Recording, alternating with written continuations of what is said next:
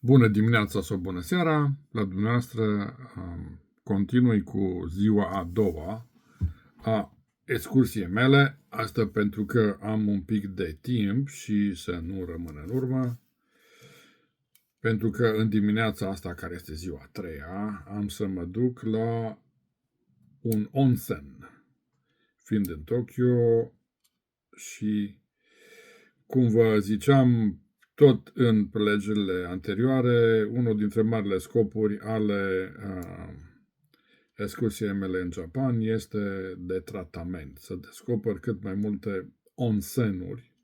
Onsen este o baie sau mai degrabă un resort, poate să fie mare, mijlociu și sau minuscul, sau pur și simplu o baie publică cu apă termală în principal. Deci cu apă termală, dacă nu este cu apă termală și este cu apă încălzită, ca la bazinul Hilton sau Aria din Sibiu sau care strand vreți voi, unde este apă încălzită, ca și la Felix, unde este tot apa încălzită, că nu mai aducă ea apă din, sau invers, o împing cu putere în adâncime ca să mai scoată un pic de apă geotermală, ca un fel de Herculane, să zicem așa, că ăla este comparația bună din punct de vedere a calității apei. Ăla este onsen. Ăla alte băi publice.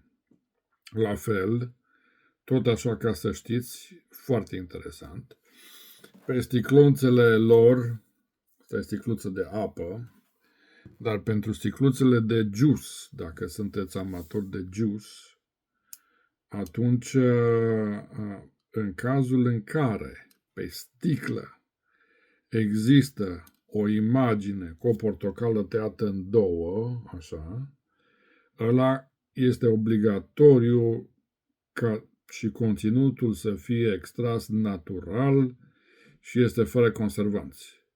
Dacă este numai fructul în sine, deci nu e tăiat, atunci ăla are ceva înăuntru, iar dacă este numai suc natural, zic ei, atunci să știți că este cu conservanța, de care până la 2% sau între 2 și 5%, iar ălălatul care este cu portocala tăiată pe jumătate, ăla este natural. Astea o să le găsiți în general la toate magazinele, la toate colțurile de stradă și la toate 7-Eleven.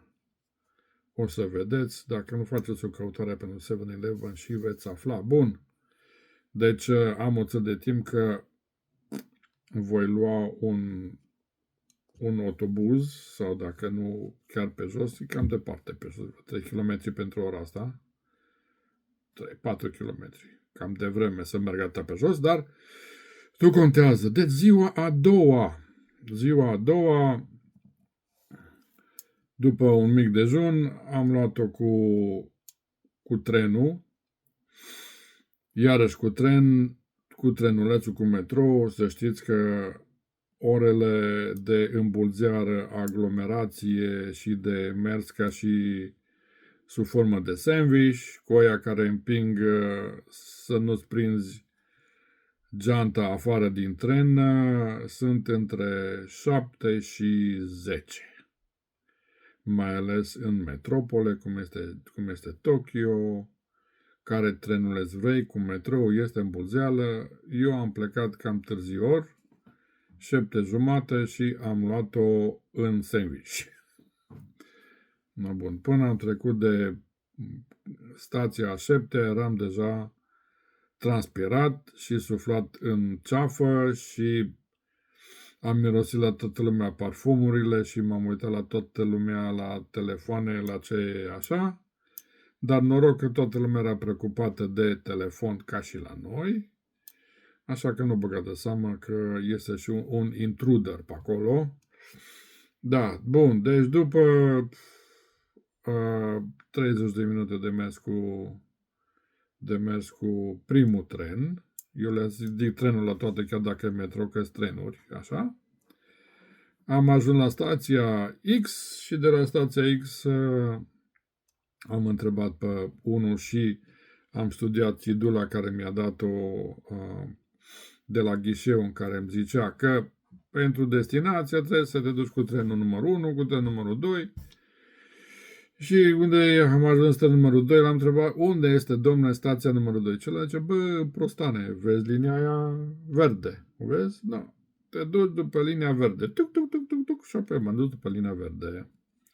Am ajuns la trenul numărul 2. No, de acolo și la trenul numărul 2 am ajuns în stația numărul verde C7 și trebuia să mă dau în stația C11 și așa că atât am priceput și eu că ziceau ea pe stația C11 și m-am dus acolo și am ajuns la periferiile orașului, în zona de coastă și cu siguranță este o zonă care a fost nou reclaim, deci nou construită, în sensul că orașul n-a mai avut unde să se extindă și s-a extins spre mare, așa că au făcut aia, zicem așa, o extindere artificială, așa cum și chinezoii au făcut o insulă pur și simplu artificială. Nu, bun, ăștia au făcut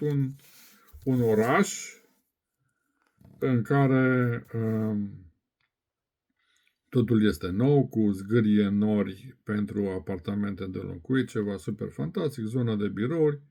Apropo, că suntem la început, dacă doriți mai multe detalii și mai multe filmulețe, vă rog frumos să dați un like, share and subscribe aici și mai mult de atâta merge și pe canalul meu de YouTube după Marius Drăguțoi și acolo veți vedea foarte multele filmulețe și fotografii despre această călătorie și chiar și un semn bun, pozitiv și așa, este binevenit. Na, bun, revenim.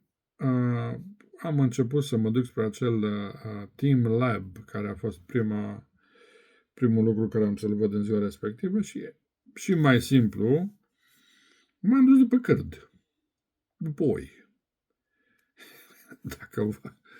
Dacă analogia asta am mai întâlnit-o la un turist ăsta australian care, pe fine, dacă știe engleză, mă atras cu urechea și era tot așa într-o stație și vrea să vadă un obiectiv și zice omul, păi, dar încotro mergem. Și ăla cu un accent australian, care este complet diferit de englezo-americanul, ce vrei, diferit și de la neozelandez, că nu, cum mai știu și eu că sunt vorbitor de englezo-americano-românească cu accent latin, așa, și ăla zice, domnule, da, simplu, domnule, cu turma. Unde vezi că se duc mai mulți diferiți, te duci după ei. Că, în general, cam toți se duc în aceeași direcție. Nu, așa am făcut și eu. Și trecând pe lângă clădiri monumentale și clădiri zgârie nord de locuințe, cam le-am numărat, cam peste 50 de etaje, ajung la o clădire unde văd că se deschid garajele și ies de acolo pompieri. Și cum sunt eu mare patrioto-pompier, că n-ai ce să faci, domnule, dacă ai fost pompier o viață întreagă, chiar dacă pompierii actuali sunt de toată zona și de toată mizeria și pompierii actuali care nu mai sunt pompieri, sunt numai niște grași lipsiți de profesionalism, de ce vrei tu, nu mă refer la ăla care sapă și scoate apa de să uită cetățeanul că trebuie să scoată pompierul molozul de la el din curte. Dau de o mașină de pompieri și văd pe un nenea care avea un cozoroc din ăsta care scria Fire Chief. Păi de mine, când am văzut Fire Chief, mi-am adus aminte de anii mei în care eram și eu ajung de comandant de subunitate și mi-a crescut inimioara așa. Tuc, tuc, tuc, tuc, tuc, tuc, tuc. Na bun, și la fel, am sărit cu tradiționalul inscripția românească, aveau niște embleme de pompieri și el a rămas căzut pe spate. Am zis, domnule, și eu am fost captain, și am fost fire prevention și captain. Bă, frate, bă, omul simplu minunat, n-a mai știut ce să facă, a început să transpire, pe aici. Am zis, domnule, uite ce fain, și el zice, really, you were a captain? Da, uite, i-am arătat în ăla de pompieri. Wow, și am zis să-mi fac o poză, o mai chemat pe alții, cine mai vorbește engleză, veniți încoace, deci solidaritatea asta internațională, mai ales a celor din această branșă, este de-a dreptul fantastică. No, bun, și am făcut poză cu el și ce stai așa, nu pleca, așa. Și s-a dus repede fuguța și mi-a dus un tricou care scria Tokyo Firefighters și eu emoțional lui așa. No. Și am zis, băi, evident, omul de rând, japonezul ăla, ca și românul nostru de la țara aia adevărată, nu ăștia cu Gucci, care vezi la săliște și la Popălaca, nu aia aia, domnule, aia băbuțele de la țară, domnule. Cu spiritul ăla românesc și spiritul ăla de civilizație, care o să-l găsești oriunde în țară, mai ales în țara asta, în care ospitalitatea este element foarte important. Mi-a dus un tricou, domnule, și eu am căzut pe spate. No, bun, mergem mai departe, am ajuns la Team Lab, coadă, iarăși coadă, dar experiența inedită. Acest Team Lab este o creație digitală a unor artiști și psihologi care în marea lor majoritate folosesc ultima tehnică și care combină elementele de tehnologie cu elementele de psihologie și este un muzeu de artă multisenzorial. Apoi v-am spus de chestia asta cu multisenzorialul de 10 ori, că am și eu ceva proiect de asta, ultra, super, mega, multisenzorial, dar nu. Fantastic. Și intrăm în muzeu, evident, primul lucru ce ne spune la muzeu, trebuie să te desculți. Trebuie să dai jos papuceii și când intri, îți spune, este o orientare. Deci îți face o orientare. În sensul că intri cu hoarda și după aia te aliniază așa pe niște culoare de câte 10 pe 7 și privești un televizor. Și acolo spune, atenție că în acest muzeu o să vă udați. Așa că e bine să vă suflecați pantalonii. Și pentru doamne care nu poartă chiloți, chestie faină, doamne care nu poartă chiloți, ar fi bine că avem chiloți de închiriat, să-și pună chiloți, sau care au rochii scurte, aici pot să deschid o paranteză, că toată lumea merge la japonezi chestia cu mini, dar nu mini, de la așa de care îl vedeți voi, care aveți kilos nu știu de care, dacă doriți să nu vi se vadă, că se va vedea oricum, vă puteți iarăși închiria ceva pantaloni scurți, pentru că în această expoziție o să călcați pe elemente reflectorizante și de elemente care sunt gen oglindă și dacă vă uitați în jos, o să vă vedeți părțile dorsale și, nu, deci, trecând peste aceste chestii inedite, am văzut tantele aveau unele cu șură aici așa și zice că un chiria kilot. Un chiria kilot. Așa că pentru recomandarea mea de a vedea acest super muzeu este luați-vă pantaloni scurți de la bun început. Subsemnatul a avut pantaloni, dar mi-am suflecat atât. Mai și după aia mi suflec când începem să intrăm în prima sală de expoziție, unde apa era până la gleznă, a început să mi se ude pantalonul. Tântălău mai sunt.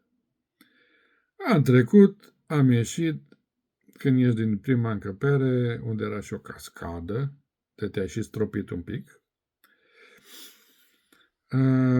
era o încăpere unde te așters, erau prosoape nenumărate și toată lumea ștergea picioarele. No, abia atunci tântălică și-o sufleca pantalonii după ce deja i-am mudat un sfert. Și i-am suflecat până peste genunchi. Așa, următoarele săli foarte interesant cu pardosială de diferite texturi. În locurile unde erau și se foloseau, zicem, elementele, să zicem, senzoriale de atingere în general, atât pentru picioare cât și pentru mâini, încăperea era semi-întunecată, doar cu niște lumini de marcare jos, de obicei roșii, astfel încât la nivel se creează niște hipersensibilitate la atingere, o chestie foarte mișto, un sunet fain. Na bun, după aceea am intrat într-o sală ca de pom de Crăciun, în sensul că din tavan erau atârnate milioane, pot să zic că milioane, erau de șnururi de LED, de LED-uri, care erau toate, să zicem, de 4-5 metri înălțime și era printre ele un culoar fantastic și, bineînțeles, pe baza unui computer de program care genera anumite tipuri de imagine cu acele LED-uri, senzația era fantastică. Era o senzație de spațialitate, o senzație incredibilă. De acum, pentru elementele de contact cu vizualul pe jos, tavanul și pereții laterale erau numai din oglindă. Deci am trecut la partea imersivă și senzațiile sunt fantastice. Merită să le vedeți. Bun, deci după această încăpere, repet, imagini, o să vedeți pe YouTube-ul meu și merită să vedeți despre ele. Așa, numai o secundă să luăm o pauză de refill cu apă de la Japan. Așa, următoarea încăpere, o încăpere cu apă mai adâncă. Deja apa era cam până la genunchi.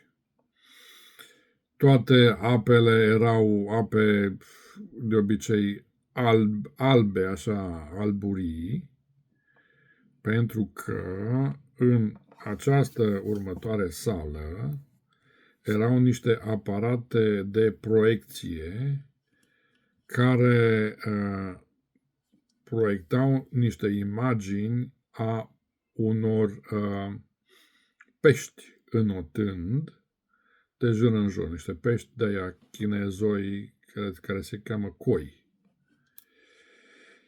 Iar în momentul în care, evident, așa zic ei, că dacă nu e multă lume, cu siguranță se întâmplă, pe lângă aceste proiectoare aveau și niște senzori care scanau în permanență, așa ca la science fiction, cum era cu lasere, și unde te vedeau, te detectau, pe atunci era un peștișor care venea și nota pe lângă tine și erau roiuri și așa de pești. De asemenea, programul era super fantastic și oglinzi, stânga, dreapta și sus.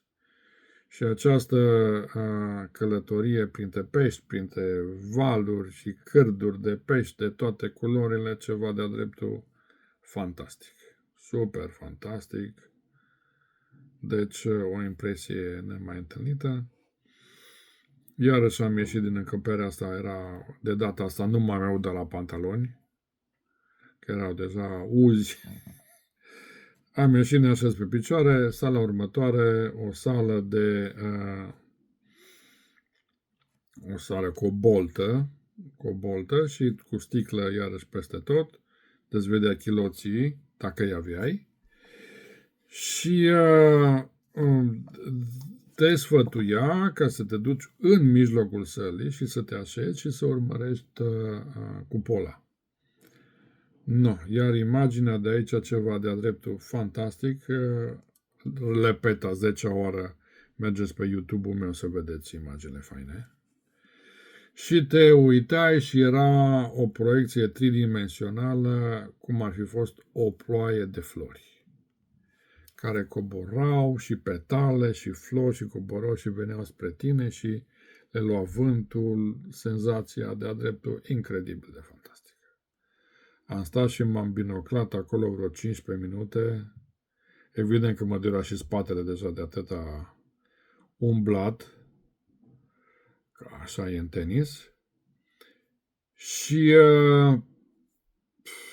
de-a dreptul super fantastică chestia, impresionant din punct de vedere vizual, din punct de vedere și tactil și pardoseala din sticlă. De-a dreptul fantastic. Bun, mai departe, următoarea sală, o sală de flori, în sensul că, exact ca și în sala oglinzilor, unde erau alternate din tavan stalactite, aceste șiruri de LED-uri, de data aceasta erau flori. Erau flori, erau orhidee. Și din tavan, aceste șiruri de flori, această pădure imaginară, coborau în permanență și urcau și iarăși la fel, dacă nu e multă lume, tot pe bază de lasere și senzori, în momentul în care treceai printre ele, se ridicau florile și îți creau așa ca un tunel pe unde te duceai tu. No. Dar fiind în consecință, a trebuit să mergem un pic de-a bușile. Pentru această sală cu flori era un timp limitat de câteva minute. Ei zic 10 minute, dar erau cel mult 7. Oricum, iară sală cu oglinzi, stânga-dreapta, te uitai cum coboară această pădure de orhidee către tine și mirosul de asemenea fantastic. Așa, și în ultima sală era o sală cu niște ouă, așa, niște forme așa ciudate, așa interesant și de asemenea și o sală iarăși ultra super senzorială cu schimbări de culoare dramatice în care erau niște baloane imense și te duceai între ele și zicea, domnule, vezi că ai grijă și te împingeai din ele, un fel de aducere a aminte a copilăriei. Per total deosebit.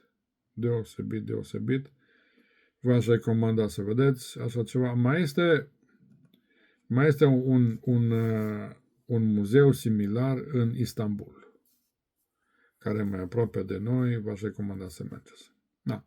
Mai departe, croazieră pe unul dintre râurile care străbat orașul, într-un vas ultra super modern, cu o formă din asta aerospațială. Am ales croaziera pentru că doar de pe croazieră se putea vedea dimensiunea construcțiilor din acest oraș. Am trecut pe lângă niște clădiri celebre, cu nume așa. Una dintre clădiri era așa o clădire care are undeva o sferă gigantică, altă clădire care are ca un fel de picătură ca un fel de dita mai picătura. No, și am ajuns la destinație care este lângă un mare templu unde se află și această pagodă care este în Tokyo și am făcut și poză cu ea, de v-am salutat de acolo pe voi. Interesant, tot acolo unde este această pagodă este și un templu gigantic, foarte popular. Foarte popular. Prefer să nu vă dau un nume, pentru că numele nu au nicio relevanță, pentru că este de-a dreptul super imposibil de reținut. Așa, ce am uitat să mai menționez și trebuie menționat,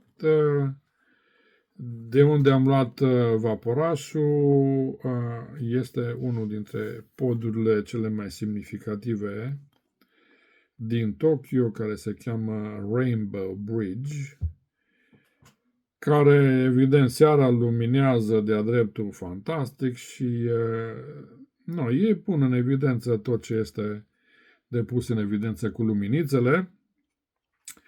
Deci am fost la pagodă, am mâncat o zamă din aia de ramen la un magazin așa, cel mai micuț, cel mai nesemnificativ și cred că DSP-ul de la noi l-ar fi închis, că dacă am fi avut ceva de genul la România, pe ea îi arestau, dar nu contează, supa a fost bună și m-am îndreptat cu pași vioi către faimosul Sky Tree. Sky Tree, deci baza acestui Sky Tree este un supermarket pe 5 nivele cu mâncare peste tot și după aceea stai și te încolonești ca vitele la tăiare. Mii de oameni, dar fără să exagerez, dacă imaginea este ceva de genul de intrare la un concert Pink Floyd sau intrare la ce concert vreți voi sau la un stadion cu un meci de ciocolată în care stai ca turma și stai și aștepți de nebun ore în șir și te împinge de la spate unul suflet în ceafa celuilalt și la bilete și cozi interminabile. Oricum, organizarea semi-proastă, dacă nu proastă, destul de murdar, aer condiționat sporadic, la câteva persoane le s-a făcut rău, copiii erau călcați în picioare, bătrânii de asemenea n-aveau spații, aveau 4 lifturi. Acum întregul complex are, zicem, 2 puncte de vizitare, unul la 300 de metri, unul la 400 de metri. Ca să ajungi în vârf, trebuie să ajungi până la 300, dă-te jos, te mână de la spate numai 10 minute, deci ultra super pe bani făcut. Mă durau și picioarele și, evident, aglomerația asta inutilă inutilă, masochistă, zice eu. Te duci cu valul și mai ales că te gândești ca sorăntocul din România. Deci, bă, dar dacă tot am dat atâția bani, e mă să mă duc să văd cum arată. Acum, eu mai văzusem turnulețe, m-am dus la etajul ăla la 350 de metri, aglomerație, cu tare, dă-i frig, împinge-te până să găsești un loc la geam. M-am dus la sus, la 450, aglomerație, ălea, nu, atâtea mi-am dorit să fac niște poze cu muntele Fuji, că eu trăiam cu experiența de la Osaka, nu de la Osaka, uite că am uitat, da. Anyway, concluzia finală, am ieșit din cât de repede am putut din turn și ziua am terminat-o într-un alt restaurant în care am mâncat carne Wagyu, că eu am o problemă pe pitiș pe creier cu carnea asta Wagyu, de dățile trecute când am fost și am văzut aceste restaurante în care îți pregătești tu singur sau vine la îți pregătește mâncarea pe o plită în fața ta, o mâncare de-a dreptul fantastică, deci am luat două porții și două beri, la fabuloasa sumă de 20 de euro. Păi ce luam eu la Românica, dacă sibienii noștri știu, este un faimos steakhouse în Sibiu, care se cheamă Jacobs. Păi dacă mâncam acolo Wagyu și două beri, păi săream la 300 de lei. Deci, la 20 de euro, adică la 3000 și un pic de ieni, am mâncat și mi-am făcut poze și i-am povestit la ea de România și mai erau în restaurantul ăsta. De fapt, restaurant este cu 6 mese, că asta e chestia faină. Și evident că te vede străin și la restaurantul ăsta, de fapt, e tradiție, că înainte de... E cam lungă chestia, dar merită să așteptați un pic. De la restaurantul ăsta îți dă bebețică, îți dă șervețele să te ștergi, îți pui hainele într-un coș de plastic în care este o pungă, îți pui hainele acolo, îți dă o altă pungă pentru telefonul celular, pentru că în momentul când îți prăjești acolo carnea, mai e o pauză. Așa? N-avem ce să face, uite aici. Japan, cine o fi tantea asta, Apa Resort, ceva moștenitoare de patroni. Da, apă naturală, minerală.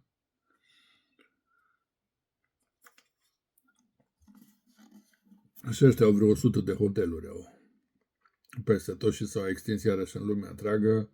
De cumpără hoteluri în America, de te doare mintea. Na. Și acolo la restaurant, dă-i și bineînțeles la fel că eu sunt marele patriot român, am dat la toată lumea din astea, s-a uitat lumea care mai era acolo încă 3 perechi, s-a uitat așa cu ce face astea. Evident comentau chelnerii că erau niște tineri. Că uite ce mi-a dat ăsta și așa mai departe, toată lumea aplaude, toată lumea se bucură. Am făcut poză. Aici era o chestie foarte faină. I-am zis la cei 3, erau un bucătar, care era o femeie, doi care serveau un băiat și o fată și am zis, bă, puneți-vă asta să facem poză ca la România. Și am făcut poze, dar cine să ne facă poze? Și a fost un tânăr, care erau mai mulți tineri de la mesă și le-am zis, băi, ne face cineva o poză. Și ea că la școală, eu fac poză. No, bine, am găsit până ne-au făcut poze. Și uite, așa ne-am făcut poze și ne-am mai berit o berică și uite, s-a încheiat și ziua de astăzi, ziua de ieri, adică. Și astăzi mergem la onsen. Onsen și după aia mergem al doilea turn, care e mai mic ăsta, e sâmbătă astăzi, trebuie să fie nebunie, trebuie să ne interesăm de excursiile și de mâine, unde mergem mâine și duminică sper să mă întâlnesc cu un românaș de pe aici, sper, dacă nu, nicio problemă. Și apoi luni, de asemenea, mergem mai departe. Luni e pregătit să mergem la Nico. Suntem pregătiți să mergem la Nico, se cheamă. Nico, fostă capitală, unde sunt înmormântați oarece oameni de ăștia deștepți și de asemenea marți o să mă duc iarăși și la Nico facem baie și după aia mai mergem la altă localitate unde și acolo facem baie, acolo se face numai băi. Așa că eu sunt cu ursulețul spălător și cu tratamente, terapii. Ne auzim, vă iubesc și subscribe, like, YouTube, am răgușit să-mi bag picioarele. Să rămână, vă iubesc.